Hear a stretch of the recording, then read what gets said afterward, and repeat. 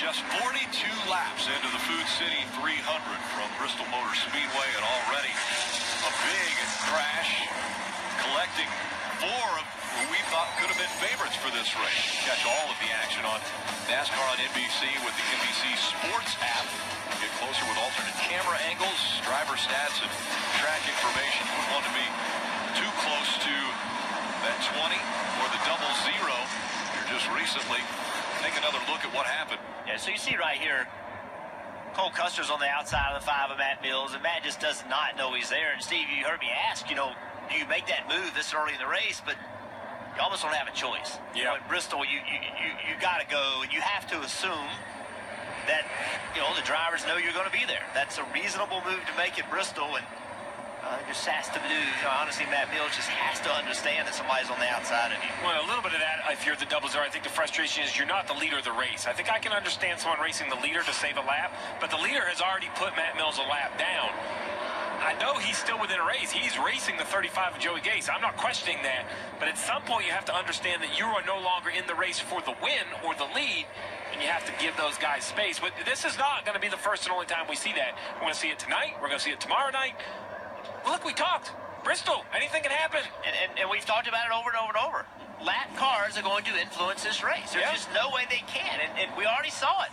I think if a lap car kept Christopher Bell from passing Cole Custer early in this race already, lap traffic has become a huge part of Bristol. It always really has been. After the incident, this is what Matt Mills had to say on the radio. To let him know, I apologize. That was just, probably should just quit racing with the 35 and worried about it later.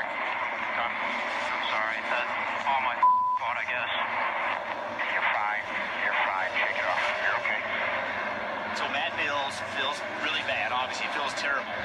But I promise you, he's not the only one that's ever made a mistake in a race car, right? And, it's Bristol. Things happen quickly. They just do. And that's a mistake he shouldn't make, but we've all, as drivers, made mistakes we shouldn't have made.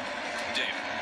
So the 20 of Christopher Bell is pretty well damaged. It appears it's rolling straight right now. The one funny thing they did, I hadn't seen this in a long time, they jacked up the car and slammed it down on a piece of steel on the left front to make sure the splitter was off the track. But Christopher Bell expects it to be pretty tight when he gets back to racing here. He is, at this point, 3 laps down. Before we go back green, let's catch up with Eric Jones. Man, things happen fast, don't they? What was your view of that? Well, I haven't really seen. I guess it sounds like the 0 got in the wall and into 20. It's really unfortunate. I mean, the I can't. Super was good, and we were kind of making our way up to where we belonged. And unfortunately, a product of kind of starting farther back. It's me get squeezed up in the wall. Just racing deal. I hate it happens so early.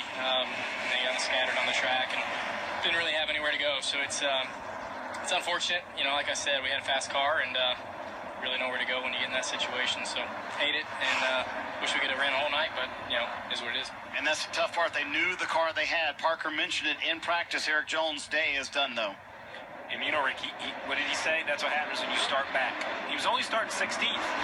But listen, we have, that's you have to look at the whole weekend. How did you get back there, right? He just didn't, say, oh, well, bad luck. He gave a little ownership on where they were running. And by the way, really good cars taken out. Who's going to take advantage of this? Yep.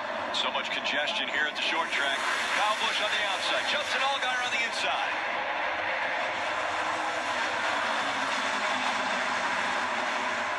Oh, Nemechek had trouble getting to the corner, and they all stacked up. Tyler Reddick sneaks through on the bottom, that 2 car. Nemechek has some kind of an issue. He's really slow on the racetrack. We got a flash. Up high, and a car coming right up behind him quickly as the race for the lead continuing to heat up here. He's trying to get off the racetrack right now. You see the 23 very slow, John Hunter Nemechek.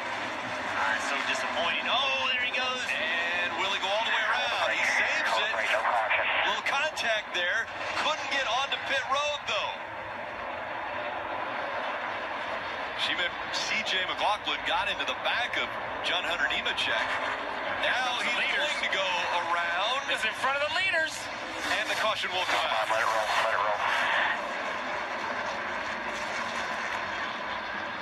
So the third caution coming out with just 50 laps complete from here at Bristol. 35 still to go in stage 1.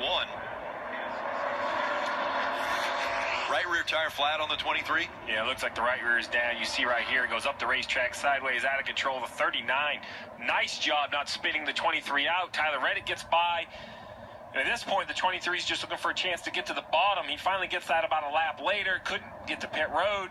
Almost spins it out. And then eventually spins it out right in front of the leaders. This right here was the first attempt to get to pit road.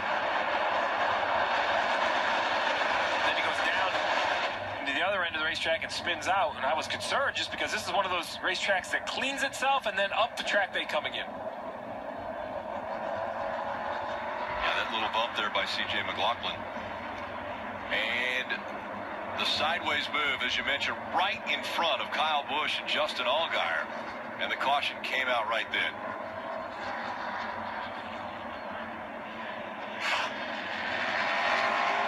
Eventful start to this one. I was looking around to see if it was a full moon. I couldn't quite see it. It's not quite dark enough yet. You know what it is?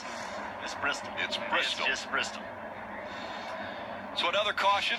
They will reset. And Kyle Busch and Allgaier once again will go to battle up front. We come back.